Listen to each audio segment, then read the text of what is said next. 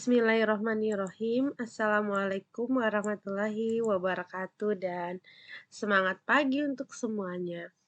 Kali ini saya akan melanjutkan kembali mengerjakan soal CV Roti Jaya.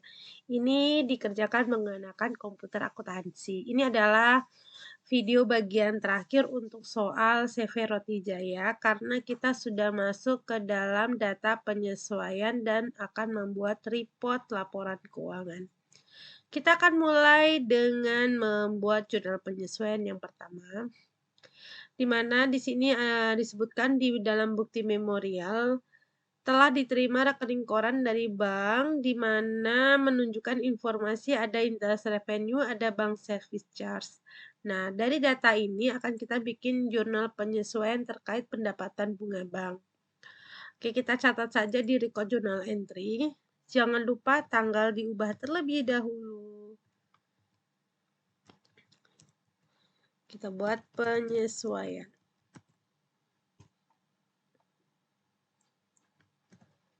Yang pertama adalah banknya ya, kas bank.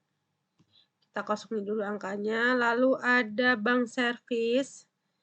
Kita lihat nama akunnya. Berarti bank service itu adalah beban administrasi bank. Nilainya adalah 250.000. Kemudian ada pendapatan bunga. Interest revenue itu adalah pendapatan bunga. Ini dia pendapatan bunga. Itu posisinya di kredit ya, 475.000. Nah, selisihnya antara debit dan kredit masuk di kas. Seperti ini.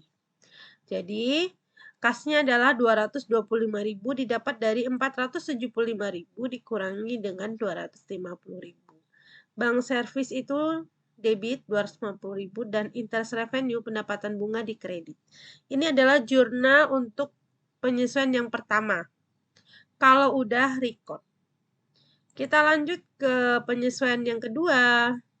Ini boleh digabung jadi satu, boleh tersendiri per nomor 1, 2 itu boleh. Digabung juga boleh, nggak ada masalah. Oke, kita lanjut. Di mana data penyesuaian yang pertama ini menyebutkan bahwa, ini di dokumen kedua yang pertama ya, persediaan akhir untuk perlengkapan pabrik nilai-nilai adalah 7.500.000. Berarti jurnalnya adalah beban perlengkapan pabrik. Beban perlengkapan didapat dari perlengkapan pabrik. Ini dia. Nilainya adalah 10.350.000. Berarti 10.350.000.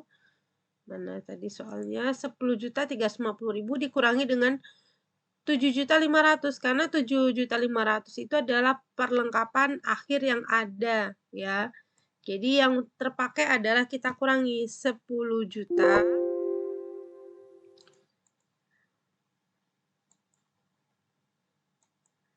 10.350.000. Yang ini 10.350.000 dikurangin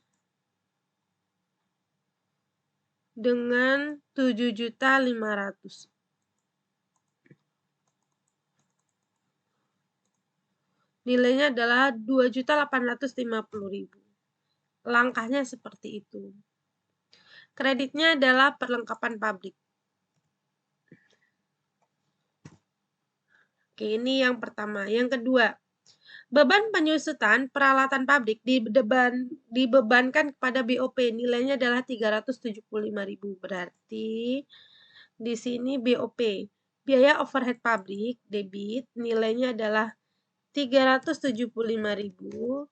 Kreditnya adalah akumulasi penyusutan peralatan. Berarti akumulasi penyusutan peralatan. Ini yang kedua. Ini bagian kedua. Bagian ketiga, beban penyusutan bangunan 541.000. Berarti beban penyusutan bangunan. Langsung beban penyusutan bangunan. Nilainya adalah 541.000. Kreditnya adalah akumulasi penyusutan bangunan. Berikutnya lagi, beban penyusutan kendaraan. Berarti beban penyusutan kendaraan.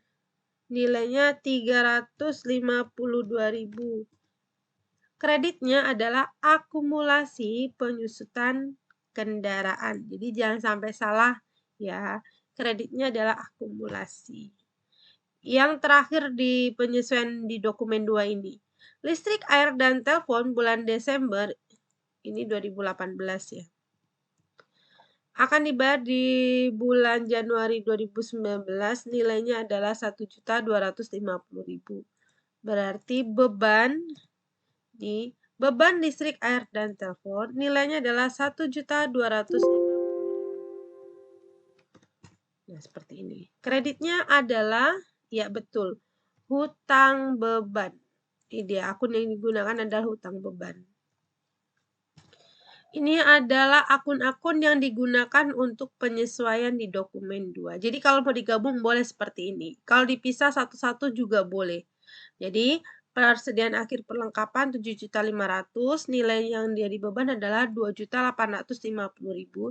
Didapat dari dilihat saldo akhir nilai perlengkapan pabrik dikurangi dengan sisanya ini. Nah, inilah di selisihnya yang jadi beban perlengkapan pada perlengkapan pabrik. Lalu beban penyusutan peralatan pabrik yang dibebankan ke BOP berarti BOP-nya debit, kreditnya adalah akumulasi penyusutan peralatan. Kemudian beban penyusutan bangunan berarti beban penyusutan bangunan pada akumulasi penyusutan bangunan. Lalu beban penyusutan kendaraan, beban penyusutan kendaraan pada akumulasi penyusutan kendaraan. Yang terakhir, listrik, air, dan telepon, itu beban listrik, air, dan telepon pada utang beban, karena akan dibayar nanti di awal periode, kalau udah record. Jurnal yang udah dibikin, itu dilihat di jurnal atau transaksi jurnal di bagian general. Yang bisa dilihat di bagian general.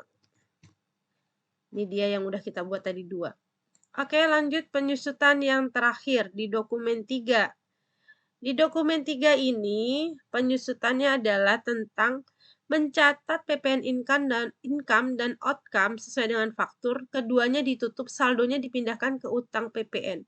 Kita lihat nilai PPN income dan outcome. Berarti PPN income itu adalah masukan. Yang ini. Kalau PPN outcome itu yang ini, keluaran. Ini kan saldonya di kredit, kalau ditutup di debit. Jadi begini. Sebentar. Kita buat di sini penyesuaian. Berarti PPN keluaran debit, karena kan ditutup ini debit, dikreditkan. Langsung dicatat nilainya 2.337.000 seperti ini. Lalu PPN masukannya kan di debit, kalau ditutup ditaruh di sebelah kredit. Ini nilainya 1.258.500. Kreditnya adalah utang pajak ya, ini dia. Selisihnya. Jadi kalau selisihnya kita taruh udah otomatis. Jadi nilainya adalah selisih dari PPN keluaran dan masukan. Kalau udah record. Jadi di sini nanti di account list itu sudah nggak ada lagi nilai PPN masukan dan PPN keluaran. Ini PPN masukannya dan 0 dan PPN keluarannya juga 0. Selisihnya sudah masuk ke hutang pajak. Kalau udah berarti semua transaksi kita selesaikan, maka kita betul membuat report. Reportnya kita buat, pertama kita buat misalnya laporan laba rugi, income statement-nya. Gini, tinggal display dan send to PDF. Biasanya kalau bikin report itu jangan lupa dikasih nama ya di belakangnya. Oke, lanjut neracanya standar balance sheet. Ini dia. Lalu misalnya membuat ini akun transaksi akrual, ini dia. Nih, data rincian per akunnya, nih send to PDF kayak buku besar ya. Oke. Lalu bank registernya, penerimaan pengeluarannya. Nih send to ini send to PDF. Jadi bank registernya juga send to PDF. Lalu kalau mau buat rekonsiliasi report, ini kosong ya. Ini tanggal 31. Ini kosong. Kalau mau ada isinya, kita rekon dulu. Cara rekonnya ini, banking, reconcile. Ini diganti kas bank. Ini tanggalnya dibuat 31 Desember 2018. Ini rekonsiliasi. Nah, kalau udah rekonsiliasi, baru bikin report rekonsiliasi. Seperti ini. Send to PDF. Lalu berikutnya membuat rekap untuk piutangnya. Bisa di receivable, rekonsiliasi, summary ini rekapnya. Ini terkait dengan hutang customer-nya. Ini bisa disimpan. Ini receivable. Lalu berkaitan dengan daftar hutangnya, ini dia di payable. Ini dia nama dari suppliernya. Lalu kalau mau bikin rekap persediaannya di inventory, bisa ke di sini, bisa detail, bisa summary. Ini kalau detailnya, ini saldo akhirnya, ini yang detail, rinciannya, inventory card-nya. Demikian video kita kali ini setelah menyelesaikan semua soal yang ada di CV Roti Jaya. Terima kasih atas perhatiannya. Sampai ketemu di video lainnya. Wassalamualaikum warahmatullahi wabarakatuh dan semangat pagi.